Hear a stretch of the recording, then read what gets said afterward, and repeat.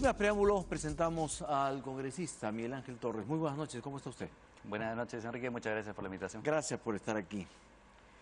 Vamos a tocar todos los temas de esta semana y de las que vienen. Y quisiera empezar preguntándole, ¿ustedes aceptarían que Elmer Cuba sea el ministro de Economía de Martín Vizcarra? A ver, lo primero que tendría que decirte es que nosotros no buscamos presionar o sugerir algún tipo de nombre al presidente. Esa es una función que corresponde al presidente y va a corresponder también que lo vea con él o la premier que esta persona designe. ¿Pero verían con simpatía este nombre? A ver, Elmer Cuba es una persona de primer nivel. Yo he tenido la oportunidad de conocerlo, de conversar, de discutir con él y estoy seguro de que podría hacer un excelente trabajo. Pero me quedaría hasta ahí, que sea el presidente el que defina cualquier tipo de participación. Es una respuesta muy política, pero lo que ocurre es que, obviamente, si es que sucede, y nos vamos a poner en esa situación, Elmer Cuba va a voltear hacia el fujimorismo y le va a decir, oye, ¿puedo? No puedo. ¿Qué le diría el fujimorismo? Que como siempre lo que vamos a tener que hacer, sea el ministro que fuera, no es porque sea Elmer Cuba, sea el ministro que fuera, lo que nosotros vamos a hacer es primero escuchar, como siempre lo hicimos. Y después, a partir de escuchar, a partir de analizar, nosotros vamos a tomar decisiones que van a trascender a la persona que tengamos. Si son buenas decisiones para la población, si son buenas decisiones para nuestro país, enhorabuena. Si no, vamos a tener que, evidentemente, sugerir que se detenga algún tipo de modificación que veamos que va en contra de los intereses. ¿Y sería una buena decisión para usted, ya como Miguel Ángel Torres? ¿Una buena decisión qué? El que Elmer Cuba sea el ministro de Economía. Creo que es una persona sumamente capaz. Muy bien. ¿Podrían ofrecerle al nuevo presidente algunos otros nombres más? Yo creo que no nos toca. Creo que lo que nos toca en realidad es darle la tranquilidad al presidente para que él pueda nombrar a los ministros que sean de su confianza, que vayan con el perfil que está buscando, un perfil que si es el que nosotros hemos escuchado en el mensaje de la Nación, un mensaje de la Nación escueto, directo, pero muy, muy sencillo y humilde, yo estaría muy contento. Creo que debe ser uno de los mensajes de la Nación más cortos que ha podido haber. Pero, por ejemplo, ¿no? Yo me llené de satisfacción cuando escuché hablar de la micro y pequeña empresa. Un discurso tan pequeño, en donde había tocado temas tan importantes como el tema de la lucha contra la corrupción. Me pareció fenomenal escuchar que el presidente dijera que su visión se iba a enfocar ahora a la micro y pequeña empresa. ¿A usted le gustó el mensaje? Por supuesto, algo que nosotros reclamábamos desde siempre, ¿no? Porque decíamos esa teoría del chorreo, de que si yo apoyo a las grandes empresas y les doy un montón de beneficios, va a terminar beneficiando a los demás. Creo que ya hemos visto en más de un gobierno que no resulta siendo eficaz. De hecho, nosotros proponíamos en el plan de gobierno de Fuerza Popular impulsar más bien de abajo hacia arriba, a través de la micro y pequeña empresa. ¿Gabinete técnico político? Yo creo que siempre es buena la combinación, ¿no? La combinación. Sí, yo creo que muy bien. ¿Y si Martín Vizcarra llamara a Carlos Basombrío, por ejemplo, o algunos exministros que tuvo Pedro Pablo Kuczynski y que renunciaron o fueron apartados, ¿usted lo vería bien? Tendríamos que analizar cuál es el planteamiento que tiene. Le propongo el nombre de Carlos Basombrío, por ejemplo. Lo que pasa es que solamente darme un nombre, Enrique, y discúlpame que lo diga así, no me es suficiente. ¿No? O sea, yo quisiera escuchar y ver a la persona con el plan que tiene y con la reflexión que habrían hecho en todo caso de la experiencia que han tenido en la primera etapa del gobierno de Peruanos por el Cambio. Entonces, si me dices un nombre, tendría que escucharlo para saber cuál es el plan, cuáles son las razones por las cuales lo nombra y validar básicamente esta alternativa, ¿no? ¿Y aceptarían algunos miembros de todas las sangres, por ejemplo, provenientes de la izquierda? Bueno, nadie está prohibido. Si es que el presidente considera... ¿Nadie está vetado? No, nadie está ¿Ninguna tendencia está vetada? No, en lo absoluto. Perfecto. Todos somos peruanos y creo que con ese requisito es suficiente para poder asumir un cargo de responsabilidad. Y si lo considera el presidente que es favorable, es adecuado, y si viene con un buen programa, un buen proyecto, pues enhorabuena, ¿no? Juan Cheput ha dicho a través del diario Correo que ustedes se han convertido en el principal factor de promoción de Vizcarra y que considera que si la gestión del nuevo jefe de Estado se inclina hacia el fujimorismo, como todo parece indicar, dice él tendrá que pasar a la oposición. Si nosotros hemos promovido algo, Enrique, ha sido la lucha contra la corrupción, número uno, y segundo, el respeto a la democracia. Yo creo que en todo lo que ha sucedido estos días, quien ha ganado ha sido la democracia. ¿Por qué? Porque nosotros hemos visto que la Constitución de 1993 responde ante retos tan fuertes como el que hemos tenido que presenciar. Situaciones en las cuales veíamos y decíamos, oigan, tenemos un presidente que parece no haber distinguido el bien del mal, lo privado de lo público, los intereses personales de los colectivos, y empezábamos a activar un mecanismo válido como es la vacancia, prevista en la Constitución. Y yo lo que tengo que resaltar acá, Enrique, es que al Congreso se nos puede criticar un montón, ¿sí? Pero vamos, algo bueno hemos logrado durante toda esta semana, y es que se logre una transición adecuada, democrática, que no se lleve al caos, que no se lleve pues a esa sensación de que acá va a terminar todo, nos vamos al diablo absolutamente todo. No, no, no, tranquilos, o sea, y lo que yo les decía en las entrevistas que pude dar, ¿no? Les decía, no veo cuál es el problema. Hay una situación compleja, pero también hay una solución prevista por la Constitución. Muy bien, pero lo que sí queda claro es que ustedes se han convertido, después del pronunciamiento público de Keiko Fujimori en una entrevista que le dio a Beto Ortiz, en garantes de Martín Vizcarra. Ustedes van a tener que ayudar a Martín Vizcarra, porque si él fracasa, fracasan ustedes.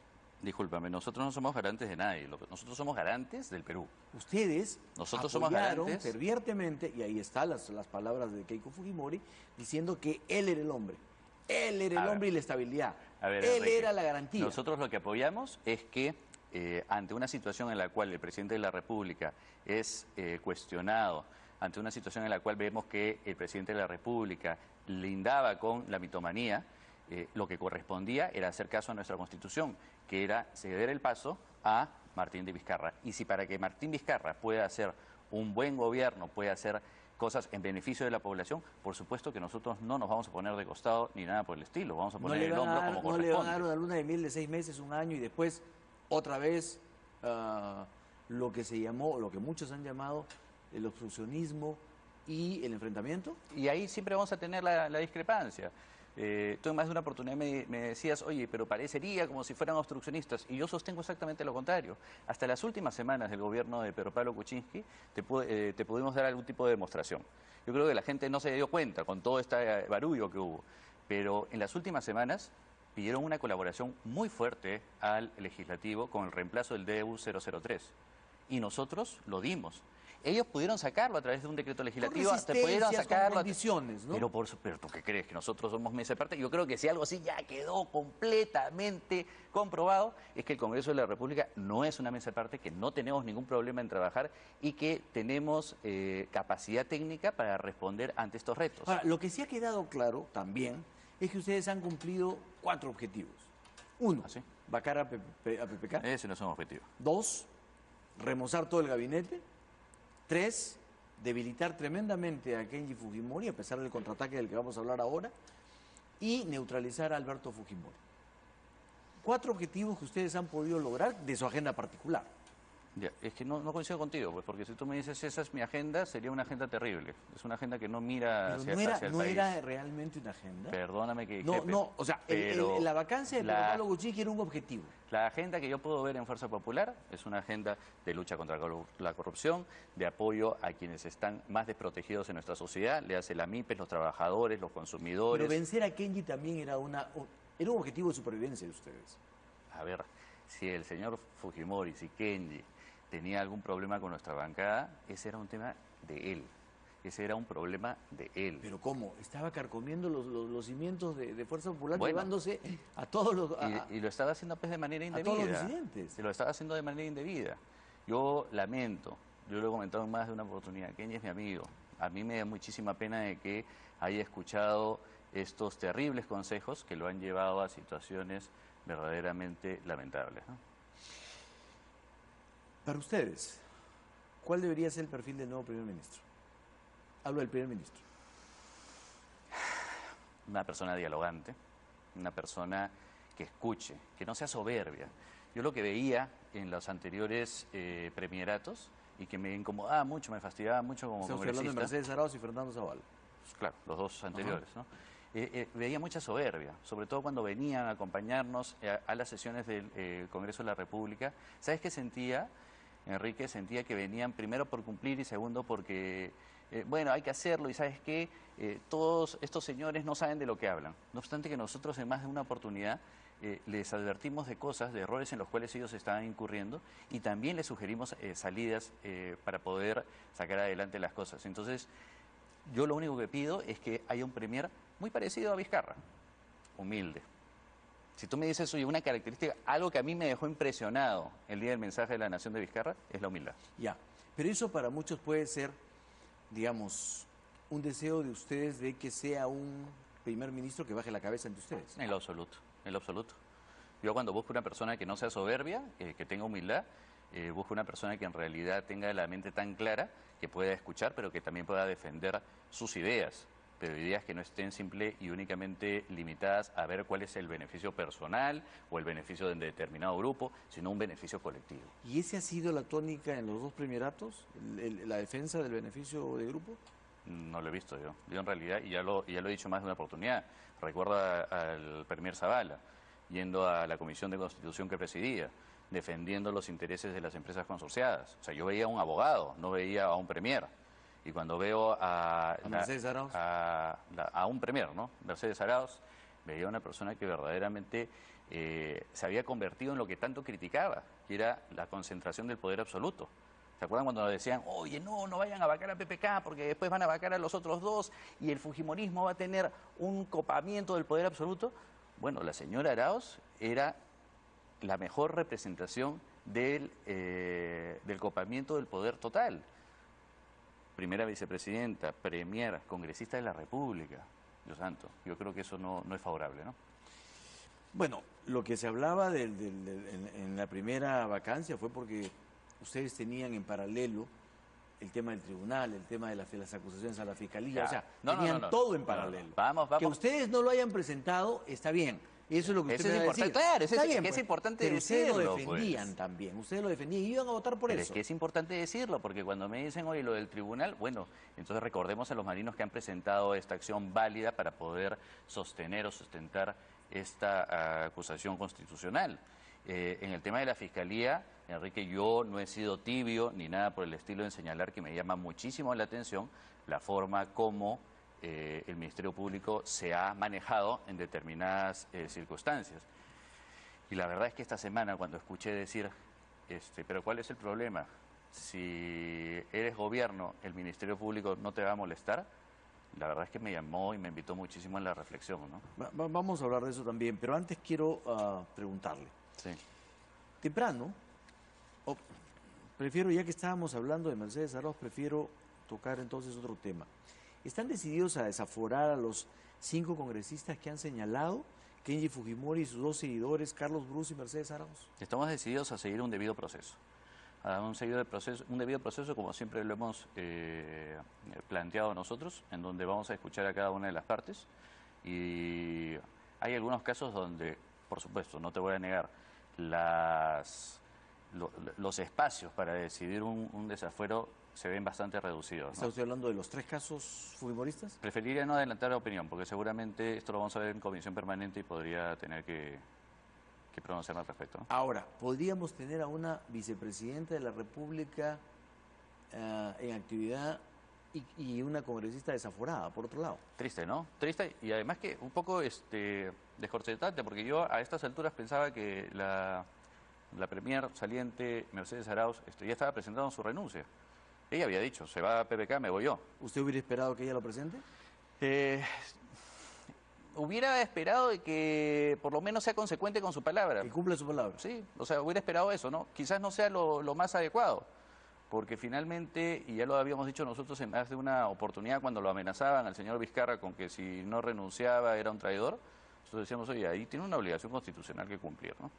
Pero podría darse el caso entonces. Sí, podría darse el caso. Si fuera así, si ella fuera desaforada, ¿ustedes ahí la invitarían a renunciar a la vicepresidencia?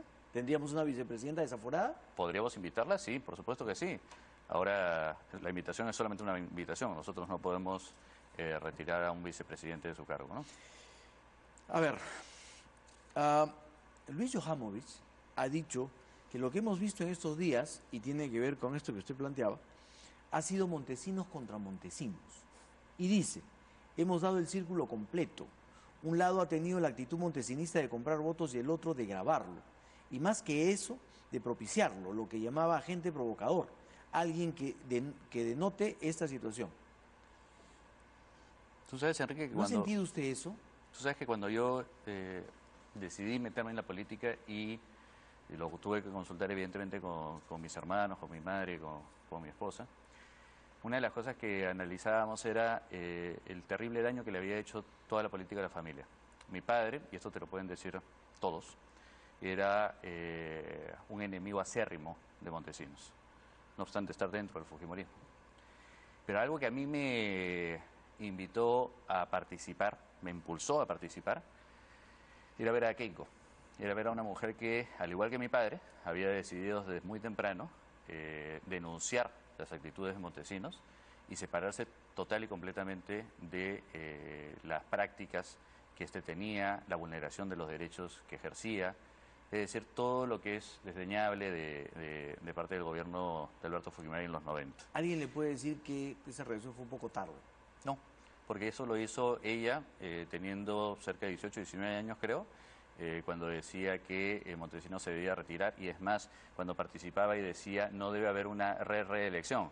Entonces tarde sería ahorita, claro, como los que empiezan a salir en la televisión ahorita después de que ha renunciado PPK y empiezan a decir, sí pues ahorita ya tenemos que patear la mesa, nuevas reglas, etcétera, etcétera. Eso es tarde, eso es tarde.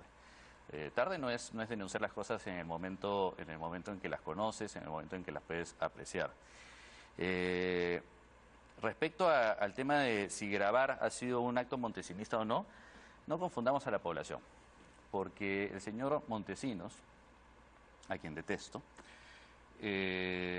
hacía todo este tipo de grabaciones con un objetivo fundamental, que era extorsionar a las personas. ¿El fin justifica los No, medios? no justifica los medios, en lo absoluto, por eso te digo, él hacía eso, y eso está mal. Eso es lo que nosotros no podemos aceptar. Pero tenemos a otro lado a un congresista de Puno, el señor Mamani, que dice, ¿sabes qué? A mí me están tentando comprar mi voto. Pero claro, ya nos había pasado de más de una oportunidad a distintos congresistas que señalaban esto y los periodistas con justísima razón decían, oigan, ¿pero hay pruebas? No, pues, ¿cómo te voy a traer una prueba de eso? Entonces, sí, el señor Mamani decidió hacer esto de acá, no para extorsionar a una persona, sino por el contrario, para llevarlo a la población y decirle a la población, miren lo que está sucediendo, yo sabes que se lo agradezco. Entonces, el presidente está creado. Viva la grabación en el Congreso y en cualquier otro sitio. ¿Perdón? Viva las grabaciones. Viva aquellas personas que son tan valientes de poder acreditar que se está cometiendo un ilícito. Te pongo dos ejemplos.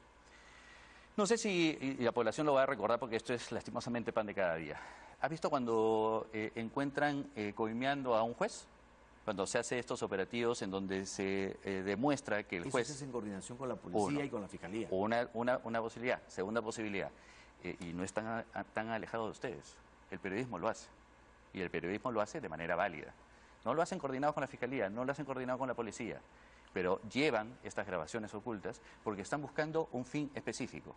Un fin que sea proteger a la nación. Y ¿Para usted entonces el congresista Mamani es un héroe? yo tengo en mi cabeza muy pocas personas que puedo calificar como héroe, pero sí te podría decir que es una persona valiente, es una persona con coraje, es una persona que ante una situación muy difícil tomó el camino adecuado. Cuestionado por muchas cosas, ¿no es cierto? Que no voy a enumerar ahora, que usted las conoce. ¿Se convirtió de pronto en un hombre valiente y héroe de la democracia? Bueno, todas las cosas que nosotros, que no mencionas y que supones que yo conozco, me imagino que son las denuncias que en algún momento podrían tener, ¿no? Yo creo que eso tiene que ser parte de un proceso de verificación, ya sea en la Comisión de Ética, en donde corresponda. Y no tenemos que confundir las cosas. Mire, Francisco Tudela, Sí. que ha estado en las filas del fujimorismo, que además es un hombre serio, ha señalado en una entrevista que le da al Comercio que no es función de un congresista hacer la función de espía y que hay una falta ética más allá del fin que éste haya perseguido. Yo al ex canciller le tengo muchísimo respeto, por supuesto, pero discrepo. No porque crea que los congresistas tenemos que ser espías, en lo absoluto. Lo que sí creo es que los congresistas debemos fiscalizar y debemos denunciar cuando algo incorrecto está sucediendo. Entonces, si el congresista Mamani lo ha hecho de esta manera, yo lo respaldo. Yo considero que la forma como lo hizo ha sido lo suficiente como para poder develar la corrupción que existía. Vamos, estábamos a puertas de no poder vacar a un presidente que por todos lados, todos lo gritábamos, Enrique, que se tenía que ir porque lindaba o ya era mitómano. Y si es que estas pruebas quizás no salían, el escenario hoy día podría haber sido distinto. Temprano se señaló que fuentes cercanas a Kenji Fujimori manifestaron que él vendría coordinando con sus asesores legales para presentarse como testigo protegido en el caso Odebrecht. Y después él salió a decir que se somete a todas las investigaciones y que será testigo en los casos que sea necesario y demostrará quiénes son los corruptos. Agregó que lamenta y rechaza el operativo delincuencial para incriminarlo y que ustedes lo que buscan es desaforar congresistas para recuperar a cualquier coste el poder, la mayoría absoluta en el Congreso, y que no es una lucha contra la corrupción, sino una lucha contra el poder. Los está amenazando y prácticamente está diciendo que él sabe algo que se lo va a contar prácticamente como colaborador eficaz a los fiscales. Enrique, que le cuente lo que quiera. En realidad, Kenji, a mí me da muchísima pena, te reitero, me da mucha pena que mi amigo esté escuchando malos consejos, que se haya rodeado de personas que verdaderamente lo han llevado a cometer lo que ha cometido, que es un delito. Lo siento por mi amigo, pero lo que ha cometido es un delito. ¿Pero a usted no le preocupa que él, que ha estado, estimo, mucho más tiempo que usted, al lado de Keiko Fujimori, sepa cosas que ahora él amenaza con contar? Es que no tengo ningún problema porque nosotros no tenemos ninguna preocupación de lo que ha sucedido durante el periodo que tiene Fuerza Popular como partido político y como representante dentro del Congreso de la República. Ahora, esta parece una lucha de dos hermanos por ver quién mete preso a quién. Enrique, si tiene algo que contar, que lo cuente. O sea, lo único que sí le aconsejaría, con todo el cariño del mundo, es que tengan cuidado. Porque también decir mentiras o inventar algunos elementos ya también podría calificar como otro delito, ¿no?, de obstrucción a la justicia. ¿Él no podría saber cosas que usted no sabe? Por eso te digo, si quiere contarlo, que lo cuente, pero espero, honestamente, que sean cosas verdaderas, cosas reales, que no sean invenciones, porque lo peor que podría sucederle es que se aumente un ilícito penal adicional a la lista que hoy penosamente tiene. Hemos recibido un oficio, un petitorio que le está enviando el procurador Amado Enco al fiscal de la Nación, pidiéndole que se investigue preliminarmente a Kenji Gerardo Fujimori Gucci, Bienvenido Ramírez Tandazo y Guillermo Augusto Bocángel, Alexei Toledo, trabajador del Congreso de la República, a los 4. Si puede revisarlo de manera muy rápida, estaba circulando por Twitter y me parece que ellos están yendo por el cohecho activo. ¿Acá falta alguien? No lo sé, están mencionando a los tres congresistas, no sé si hay alguien más involucrado, además del Alexei Toledo, ¿no? Lo que sí me imagino es que también hay otros delitos que tendríamos que analizar, abuso de autoridad, el que mencionas es un cohecho activo, habría que ver también cohecho pasivo, es decir, acá hay varios actos que tienen que ser analizados por el Poder Judicial y yo espero que verdaderamente sea una oportunidad para que quede demostrado y quede claro hacia todos los congresistas de la República que los votos no se negocian. Bueno, aquí no están considerados ni Carlos Bruce ni Mercedes Arau, lo cual quiere decir que por ahora ellos no han cometido ningún delito.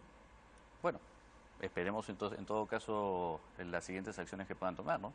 La Fiscalía de Oficio también podría iniciar su propia investigación, entiendo, y veremos pues cuáles son las consecuencias de ello. Congresista, Sí. Cambia la situación, Martín Vizcarra es ahora el presidente. Le pregunto, ¿qué harían ustedes si ahora la Corte Interamericana ordena al Perú anular el indulto a Alberto Fujimori y Martín Vizcarra decide cumplir esa sentencia y ordena que Alberto Fujimori regrese a prisión? Yo soy una de las personas que señalaba y decía que no me había gustado la forma como se obtuvo el indulto al expresidente. Sin embargo, también tengo que decir que voy a ser una de las personas que voy a defender ese indulto hasta el último momento, por una razón muy sencilla. El indulto fue una decisión política. Si es que viene alguna decisión, algún comentario de terceros ajenos al Ejecutivo, evidentemente yo lo que espero es que el Ejecutivo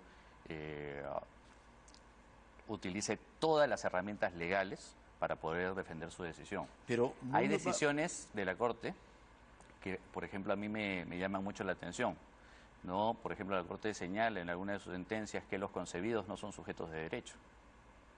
Y eso colisiona directamente contra nuestra Constitución. Muy bien, pero acá estamos en una decisión política. No. A ver, yo lo que estoy diciendo es... Yo le planteo la decisión política del presidente Vizcarra. ¿Qué pasa si él dice, me ha llegado esta orden de la Corte, esta sentencia, y yo la voy a cumplir? Por tanto, el señor Fujimori regresa a la cárcel. Enrique, a lo que voy es lo siguiente. La Corte puede tener decisiones, puede tener opiniones, pero cada país es el que va a tener que definir si acata o no acata. O sea, hay varios que el presidente Vizcarra desacate. Hay varios países que han decidido apartarse de la decisión de la Corte porque consideran que van contra el marco constitucional. Y ahí es donde viene mi ejemplo muy claro. Si yo tengo una Corte que me señala que, por ejemplo, el concebido no es sujeto de derechos y nuestra Constitución dice que sí, evidentemente nos vamos a apartar. Si la Corte tiene algún tipo de observación al indulto, pero nuestra Constitución establece que es prerrogativa del presidente, pues yo creo que válidamente el presidente y el Ejecutivo deben defender esa decisión. Muy bien, pero así como política. tiene esa prerrogativa, también tiene la prerrogativa del presidente de decir, muy bien, acato eso. Entonces, ¿usted esperaría que el presidente desacate? Espero que no. Espero, en el caso de que venga espero que no deshaga un indulto, que en todo caso... como bien te lo he dicho, si bien no fue el camino más adecuado, a mí me hubiera encantado verlo libre al presidente Fujimori a través del Tribunal Constitucional, por ejemplo. Creo que es una decisión política que se tiene que defender. Congresista Torres, impedimento de salida del país y allanamiento de las casas de Pedro Pablo Kuczynski. ¿Cuál fue su impresión ayer al ver ambas cosas? A pesar de que él se había allanado, hay que decirlo, él se había allanado a la decisión, sí, pero en simultáneo se produce el allanamiento de sus casas. Mira, me da varias reflexiones, en realidad. No he podido leer el contenido del auto que ha generado la toma de ambas decisiones, pero lo que sí creo, Enrique, y me preocupa muchísimo, es este interés de parte del Ministerio Público de aparecer en la foto, a como dé lugar, ¿no? Como diciendo, oye, PPK ya cayó, PPK ya se fue, entonces de todas maneras tenemos que salir en la foto como que estamos haciendo algo, porque durante muchos meses, durante mucho tiempo miramos hacia un costado, no hicimos mayor labor, y antes que nos vengan a cuestionar, mejor somos duros y concretos. Pero de repente era justamente porque tenían el impedimento de que él no podía ser juzgado. Sí, pero las investigaciones no estaban limitadas en lo absoluto, ¿eh? Yo quisiera ver cuánto habían avanzado esas investigaciones como para poder haber tenido esta posición de costado. En todo caso, sí llama la atención, por ejemplo, y me apena ver que el Ministerio está utilizando estas prácticas de te llamo a una audiencia mientras estamos haciendo un allanamiento. ¿Le parece, ¿no? inapropiado? Inapropiado, definitivamente, ¿no? Yo espero que tenga las justificaciones suficientes, pero reitero, me llama muchísimo la atención el papel, el rol que está jugando el Ministerio Público. Hay una excesiva ganas de protagonismo. Hay un excesivo temor por tratar de ocultar que durante mucho tiempo se ha medido con vara distinta a los diferentes actores, ¿no? Hoy día le tocó a PPK, pero también hay muchos que faltan en la cola, muchos partidos, muchas personas que participaron como funcionarios públicos y que no se les ha hecho ni un mínimo de Muchos han sostenido que ha sido, ¿no?, exagerada la medida. ¿Usted también la considera así? Para poder definirlo tendría que leer... pero a priori. A priori, como te digo, me parece mal dos cosas. Uno, que todo aparenta ser una excesiva ganas de protagonizar, de aparecer en la foto. Y lo segundo, que tengan esta mala práctica de una audiencia y en ese momento allano los domicilios. Me parece que eso sí podría verse de manera inadecuada. Finalmente, el presidente ha señalado que hay que poner punto final a la política de odio y confrontación. ¿Levantan la mano y apoyan? Mira, que de todo lo que dijo dentro de su discurso, yo evaluaba y decía, sí, pues, de todas maneras, de alguna forma, nos ha invitado a la reflexión. Y yo quisiera decirle con todo el respeto del mundo al nuevo presidente que tenemos, que de parte de Fuerza Popular lo que va a encontrar es lo que siempre hubo, con una dosis adicional de confianza. El gran problema que nosotros teníamos con Pedro Pablo Kuczynski y con el entorno de Pedro Pablo Kuczynski, y hay que decirlo así, con el señor Zavala, con la premier Mercedes Arauz, es que nosotros, Enrique, ya no teníamos confianza. Ya andábamos, por supuesto, ya no teníamos absoluta confianza. Nos trataron de meter normas de manera de contrabando a través de los decretos legislativos, trataron de defender a las empresas consorciadas cuando empezaron a ver el decreto de urgencia 003, empezaban a hacer cosas que nosotros no entendíamos y que teníamos que estar a completa y absoluta defensiva. No quiere decir esto, y quiero dejarlo bien claro, que el Congreso no va a renunciar a su rol fiscalizador. Eso iba a ser mi última pregunta, porque Luis Galarreta dijo: todo va a seguir igual. ¿Qué significa seguir igual? ¿Significa seguir golpeando al Ejecutivo, seguir tumbándose ministros? ¿Significa eso? No, lo que significa que vamos a seguir igual es que vamos a colaborar en todo lo bueno para el país. Cuando nos dicen, oye, tenemos que sacar una ley de reconstrucción, apoyamos. Cuando nos dicen, tenemos que hacer delegación de facultades, tengo que apoyamos. aumentar el sueldo mínimo. ¿Le parece bien? Lo que vamos a hacer ahí, por ejemplo, es preguntar cómo lograron ese monto. ¿Qué es lo que evaluaron? O me van a decir que quizás fue una reunión del Consejo de Ministros en el que sin ningún estudio, sin ningún análisis, sin haber conversado con nadie, dijeron, a ver, 920 me parece un número bonito. Si eso es así, es terrible.